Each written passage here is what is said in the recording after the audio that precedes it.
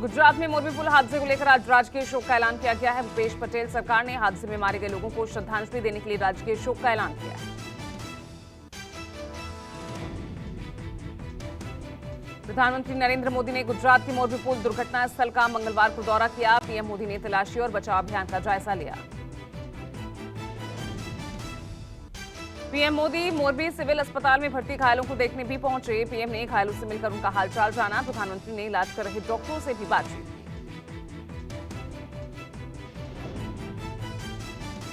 PM Modi ने police और प्रशासन के अधिकारियों के साथ बैठक की। मोरबी पुलिस अधीक्षक ऑफिस में पीएम मोदी ने पीड़ितों के रिश्तेदारों से मुलाकात कर उन्हें सांत्वना दी। पीएम ने अधिकारियों के साथ बैठक में हादसे की ठोस और विधिवत जांच तय समय में पूरा करने के निर्देश भी दिए। मोरबी हादसे को लेकर मोरबी बार एसोसिएशन ने बड़ा ऐलान किया है। बार एसोसिएशन ने फैसला किया है कि हादसे के लिए जिम्मेदार आरोपियों का केस जिला का कोई वकील नहीं लड़ेगा। मोरबी हादसे को लेकर कांग्रेस अध्यक्ष मल्लिकार्जुन खड़गे ने पीएम मोदी पर तंज कसा। खड़गे ने कहा कि अभी प्रधानमंत्री को कई पुलों का उद्घाटन करना है, जैसा एक पुल मोरबी में ढह गया। संयुक्त राष्ट्र महासचिव एंटोनियो गुतेरेस ने गुजरात के मोरबी शहर में हुए पुल हादसे पर गहरा शोक जताया। गुतेरेस ने पीड़ितों और घायलों के परिवारों के प्रति संवेदना व्यक्त की।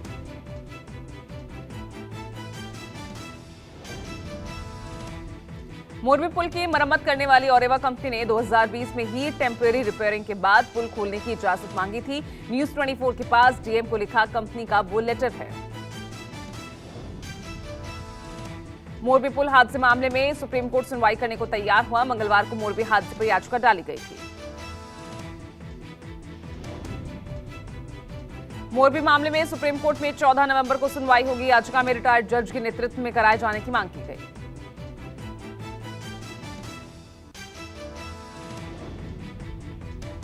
प्रधानमंत्री नरेंद्र मोदी के मोरबी दौरे से पहले मोरबी अस्पताल में रंगाई पुताई की तस्वीरें सामने आई। अस्पताल में टाइल्स सही किए गए और दीवारों पर पेंटिंग की गई। रंगाई पुताई और टाइल्स सही करने को कांग्रेस और आम आदमी पार्टी ने मुद्दा बनाया। कांग्रेस ने पीएम मोदी के दौरे को त्रासदी का इवेंट बताया। कांग्रेस ने ट्वीट कर कहा, पीएम मोदी की तस्वीर में कोई कमी ना है, इसका सारा प्रबंध हो रहा है। शर्म नहीं आती, इतने लोग मर गए और ये इवेंट बाजी करने लगे। आम आदमी ने भी पीएम मोदी के दौरे को फोटोशूट की तैयारियां बताकर तंज कसा। कहा, आम आदमी पार्टी ने कहा रातों रात रंग पुताई की जा रही है ताकि कल पीएम मोदी के फोटोशूट में घटिया बिल्डिंग की पोल न खुल जाए। मोरबी हादसे में मृतकों का आंकड़ा 137 पहुंचा। मच्छू नदी में अब भी जारी है रेस्क्यू ऑपरेशन। एनडीआरएफ की टीमें नदी में गायब लोगों को ढूंढ रही हैं। लगातार तीसरे दिन मोरबी में राहत बचाव कार्य किया जा रहा है, तो स्थानीय लोग भी मौके पर मौजूद हैं। मोरबी हादसे के बाद शासन और प्रशासन एक्शन में। इस मामले में 9 लोगों को गिरफ्तार किया गया। गैर इरादतन हत्या के मामले में गिरफ्तारी हुई। गिरफ्तार 9 लोगों में ओरेवा कंपनी के 2 मैनेजर, 2 टिकट क्लर्क के साथ 2 ठेकेदार और 3 सुरक्षा गार्ड भी शामिल हैं। गिरफ्तार करने के बाद सभी आरोपियों को मेडिकल टेस्ट के लिए सिविल अस्पताल ले जाया गया। इस मामले में की जांच एसआईटी कर रही है।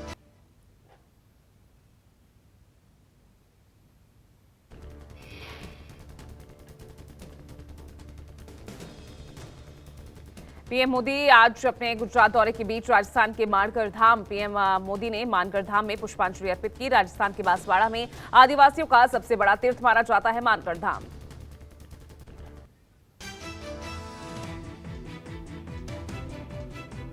केंद्रीय पेट्रोलियम मंत्री हरदीप सिंह पुरी ने रूस से तेल खरीदने को लेकर अमेरिका को दो टूक कहा। पुरी ने कहा कि जब हंगरी, चीन और जापान अपने हितों के मद्देनजर रूस से तेल खरीद सकते हैं, तो भारत क्यों नहीं खरीद सकता।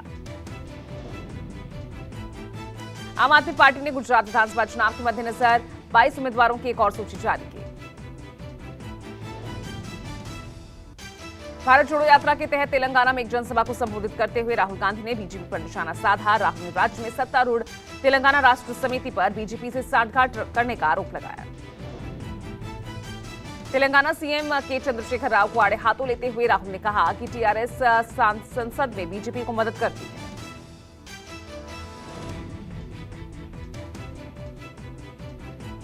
कांग्रेस अध्यक्ष बनने के बाद अपने पहले सार्वजनिक भाषण में मल्लिकार्जुन खड़गे ने केंद्र की मोदी सरकार पर निशाना साधा। खड़गे ने कहा कि राहुल की अगुवाई में हम देश को गैर बीजेपी सरकार देंगे।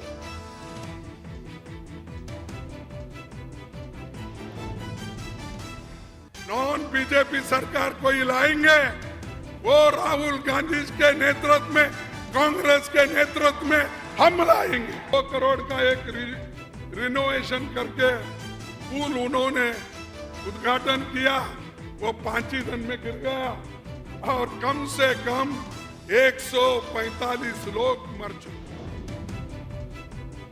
पश्चिम बंगाल की मुख्यमंत्री ममता बनर्जी आज चेन्नई में तमिलनाडु के मुख्यमंत्री एम.के. स्टालिन से मुलाकात करेंगी। दोनों नेता मुलाकात के दौरान 2024 आम चुनाव की रणनीतियों पर चर्चा कर सकते हैं। गुजरात विधानसभा चुनाव का ऐलान बुधवार को हो सकता है। सूत्रों से मिली जानकारी के मुताबिक चुनाव आयोग ने तैयारी पूरी कर ली है। कर्नाटक में आज ग्लोबल इन्वेस्टर्स मीट को प्रधानमंत्री नरेंद्र मोदी वर्चुअली संबोधित करेंगे। राज्य में निवेश को आकर्षित करने के लिए आयोजित इस सम्मेलन में 5,000 से ज्यादा निवेशकों के शामिल होने की संभावना है।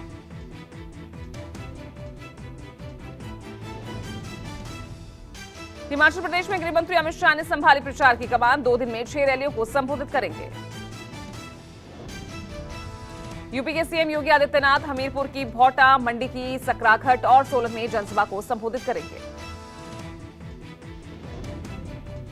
हिमाचल प्रदेश चुनाव से पहले टिकट बंटवारे को लेकर बागियों के खिलाफ बीजेपी ने कड़ा एक्शन लिया है। बीजेपी ने प्रदेश उपाध्यक्ष कृपाल परमार समेत 5 कार्यकर्ताओं को प्राथमिक सदस्यता से 6 साल के लिए निष्कासित कर दिया।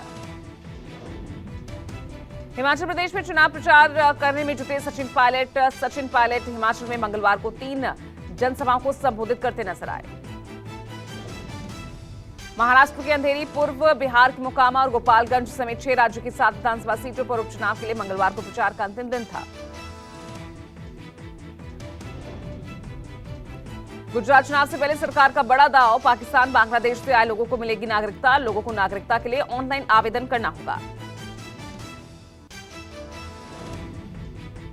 गुजरात के मेहसाना आनंद में पाकिस्तान बांग्लादेश के शरणार्थियों को नागरिकता दी जाएगी। गृह मंत्रालय ने यह बड़ा फैसला लेते हुए नोटिफिकेशन जारी किया। एमएचए ने अफगानिस्तान, बांग्लादेश और पाकिस्तान के हिंदुओं, सिखों, बौद्धों, जैनियों, पारसियों और ईसाइयों को भारतीय नागरिकता देने के आदेश दिए। दिल्ली में मंगलवार से बंद हुई योगशाला, एलजी ने नहीं दी कार्यक्रम को आगे बढ़ाने की अनुमति। दिल्ली की योगशाला के आधिकारिक ट्विटर पेज पर कहा गया है, साथियों, दिल्ली की योगशाला की कक्षाएं सरकारी आदेश के अनुसार बंद की जा रही हैं। डिप्टी सीएम मनीष सिसोदिया ने ट्वीट किया, दिल्ली के आम लोगों के लिए योगशाला चले, सरकार ने बजट भी दे रखा है, लेकिन फिर भी अफसरों को डरा धमकाकर दिल्ली की योगशाला बंद करने के आदेश जारी किए गए। मोरबी में हुए दर्दनाक हादसे के बाद दूसरे राज्यों में भी शासन अलर्ट मोड पर आ गया है। हादसे की गंभीरता को देखते हुए सीएम योगी ने प्रदेश में स्थित सभी पुलों के निरीक्षण करने के निर्देश दिए। मुख्यमंत्री के निर्देश के बाद लोक निर्माण विभाग ने मुख्य इंजीनियर्स को पुलों का निरीक्षण कर रिपोर्ट तत्काल भेजने की बात कही। जम्मू कश्मीर में सुरक्षा बलों ने 2 अलग-अलग मुठभेड़ में 4 आतंकियों को ढेर किया। अवंतीपोरा में सुरक्षा बलों ने सीआरपीएफ के एसआई और 2 जवानों की हत्या में शामिल 3 आतंकियों को मार गिराया। श्रीनगर में सुरक्षा बलों ने भारी मात्रा में विस्फोटक के साथ 3 आतंकियों को गिरफ्तार किया। पुलिस ने लश्कर के हाइब्रिड आतंकियों के पास से 10 किलो बकेट आईईडी बरामद की। बॉलीवुड एक्टर सलमान खान की मंगलवार को मुंबई पुलिस ने सिक्योरिटी बढ़ा दी। गैंगस्टर लॉरेंस बिश्नोई गैंग से मिली धमकी के बाद सलमान की सुरक्षा बढ़ाई गई। यूपी के लखनऊ के मोहनलालगंज में एक बर्थडे पार्टी के दौरान खाना खाने के बाद 51 लोग बीमार हो गए। गौरा गांव में हुई इस घटना में ज्यादातर पीड़ित बच्चे हैं। यूपी के गाजियाबाद में चोरों ने चोरी के लाखों के गहने वापस कर दिए। राजनगर एक्सटेंशन की एक सोसाइटी में टीचर के घर से चोरी किए गए 14 लाख के गहने में से कुछ गहने कुरियर के जरिए वापस किए गए। पंजाब के अमृतसर में पेट्रोल पंप लूटने आए लुटेरों को गार्ड ने गोली मार दी। गार्ड की गोली से एक लुटेरा मौके पर ही मारा गया, जबकि उसका दूसरा साथी भागने में कामयाब रहा। पंजाब के पठानकोट में डिमुक गांव में 2 महिलाओं की दबंगों ने बेरहमी से पिटाई कर दी। पीड़ित महिलाओं के खेत में दबंग जबरन धान की कटाई कर रहे थे। मुंबई के पनवेल में मामूली बात को लेकर एक युवक की चाकू से गोदकर हत्या कर दी गई। गोमोछे सेक्टर 4 में हॉटस्पॉट का पासवर्ड ना देने पर 17 साल के युवक विशाल की हत्या कर दी गई। संसद विधानसभा में एससी एसटी और एंग्लो इंडियन के लिए अभी तक सीट आरक्षित रखने को चुनौती का मामला। सुप्रीम कोर्ट की संविधान पीठ 29 नवंबर को विस्तृत सुनवाई की तारीख तय करेगी। सुप्रीम कोर्ट ने दोनों पक्षों को मुद्दों का संकलन तैयार करने के लिए कहा है। याचिकाओं में कहा गया है शुरू में 10 साल के लिए लागू आरक्षण लगातार बढ़ाया गया। शोपियां से जम्मू पहुंचे 13 कश्मीरी हिंदू परिवार चाहते हैं विस्थापित का दर्जा, बोले वापस कश्मीर नहीं जाएंगे। जम्मू पहुंचे शोपियां के इन 13 परिवारों के सदस्यों ने कहा आतंकियों के डर से अपना सब कुछ छोड़कर आना पड़ा।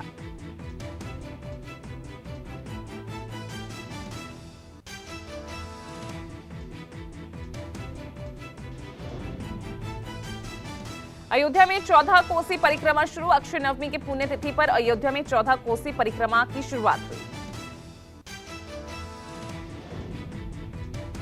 एससीओ की महत्वपूर्ण मीटिंग हुई। विदेश मंत्री एस जयशंकर शंघाई सहयोग संगठन की CHG की ऑनलाइन बैठक में भारत का प्रतिनिधित्व करेंगे। राजस्थान में मंगलवार से पुष्कर मेले की शुरुआत हुई। मेला 9 नवंबर तक चलेगा। पुष्कर खासतौर से अपने पशु मेले की वजह से दुनिया भर में मशहूर है। राजस्थान सीएम अशोक गहलोत ने ब्रह्मा मंदिर एंट्री प्लाजा पर 52 लाख रुपए से निर्मित रैंप सहित विकास प्रदर्शनी का उद्घाटन किया।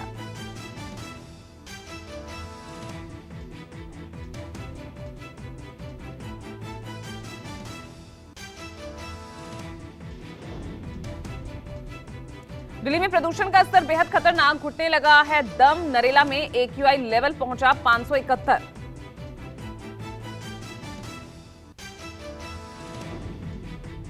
दिल्ली में पॉल्यूशन से हालात बद से बदतर। आनंद विहार में AQI लेवल 493 और जहांगीरपुरी में AQI 542 दर्ज। नोएडा समेत NCR के तमाम इलाकों में हवा अभी भी जहरीली। AQI बढ़ रहा है लगातार और नोएडा में AQI 444 गंभीर श्रेणी में दर्ज।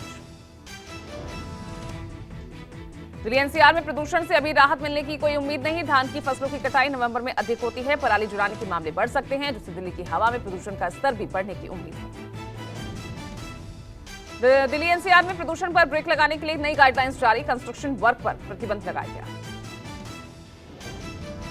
पंजाब में पराली जलाने पर बड़ा एक्शन। लुधियाना में किसानों को 1,92,000 का जुर्माना, 57 को रेड एंट्री नोटिस।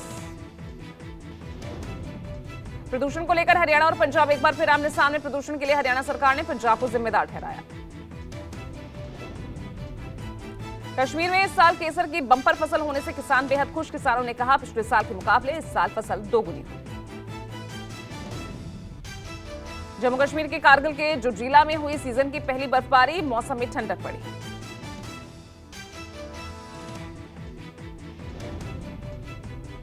बदायूं में ट्रिपल मर्डर से सनसनी। पूर्व जिला पंचायत सदस्य और समाजवादी पार्टी के नेता राकेश गुप्ता, उनकी पत्नी और मां की गोली मारकर हत्या कर दी गई। बताया जा रहा है कि पूर्व पंचायत सदस्य राकेश अपने परिवार के साथ घर पर थे, तभी अचानक 4 अज्ञात हमलावरों ने घर के पीछे के दरवाजे से वो घुसे और पत्नी और मां समेत राकेश की गोली मारकर हत्या कर दी। परिवार ने ट्रिपल मर्डर के पीछे रंजिशन हत्या का आरोप लगाया। हत्या के बाद से गांव में तनाव है। नागौर से 15 किलोमीटर दूर करनाल के पास केमिकल से भरे टैंकर में आग लग गई, जिसकी वजह से हाईवे जाम हो गया। सोलापुर में एक तेज रफ्तार कार ने तीर्थयात्रियों को टक्कर मार दी, जिससे 7 तीर्थयात्रियों की मौत हो गई। हिमाचल प्रदेश के सोलन में डीजल से भरे टैंकर की उसका ब्रेक फेल हुआ। निजी स्कूल की दीवार तोड़ स्कूल में घुसा डीजल से भरा टैंकर। हादसा मंगलवार सुबह 7 बजे के करीब हुआ। टैंकर का ब्रेक फेल हुआ। गनीमत ये रही कि जिस दौरान यह हादसा हुआ उस दौरान स्कूल बंद था। पुणे के लुल्ला नगर इलाके के एक मशहूर बिल्डिंग में आग लगने से हड़कंप मच गया। आग रेस्टोरेंट में लगी। दमकल की आधा दर्जन से ज्यादा गाड़ियां मौके पर पहुंची।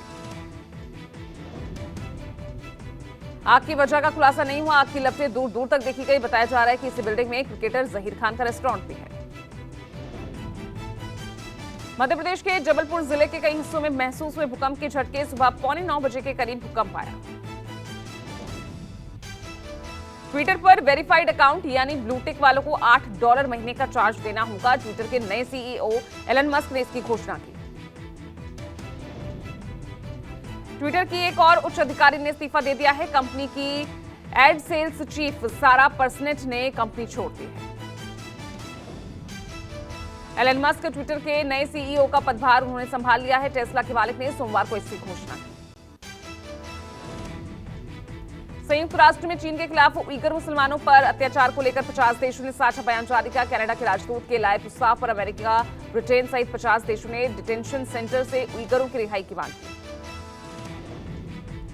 प्रशांत महासागर क्षेत्र में चीन के बढ़ते प्रभाव को रोकने के लिए अमेरिका ऑस्ट्रेलिया में नया एयरबेस बनाएगा। उत्तरी ऑस्ट्रेलिया के डार्विन शहर से 300 किलोमीटर दूर टिंडर एयरबेस पर अमेरिका 6 न्यूक्लियर बम वर्षक B-52 तैनात करेगा।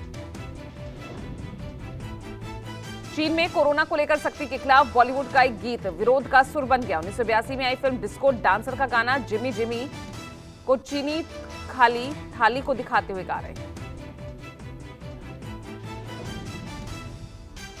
चीन के शंघाई में सोमवार को डिज्नीलैंड अचानक बंद कर दिया गया। कोविड की वजह से हुई सरकार के अचानक इस फैसले से हजारों लोग हैरान हो गए।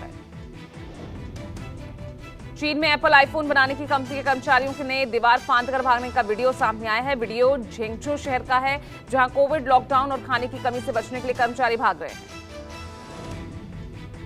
पाकिस्तान के प्रधानमंत्री चीन की आधिकारिक यात्रा पर हैं। पीएम बनने के बाद शहबाज की ये पहली चीनी यात्रा है।